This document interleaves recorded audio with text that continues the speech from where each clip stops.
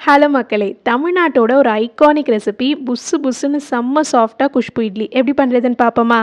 First 5 cup idli அரிசி, 1 cup உளுந்து, 1 table spoon வெந்தயம், 1/4 கப் அளவுக்கு ஜவ்வரிசி.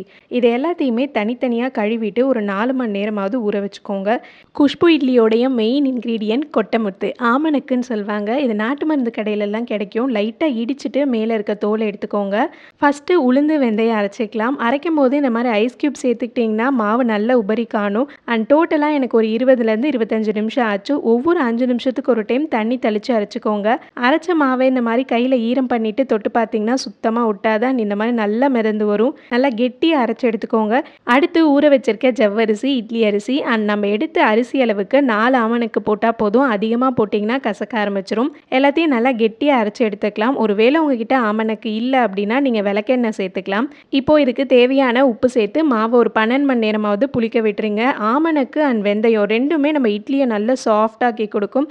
இப்போது எப்பயும் போல் இட்லி தட்டில் ஊற்றி எடுத்துக்கோங்க. நல்ல சாஃப்டாக புஸ்ஸு புஸ்ஸுன்னு சூப்பரான குஷ்பு இட்லி. கண்டிப்பாக நீங்களும் வீட்டில் ட்ரை பண்ணிவிட்டு எப்படி இருக்குன்னு சொல்லுங்கள். பாய் பாய்.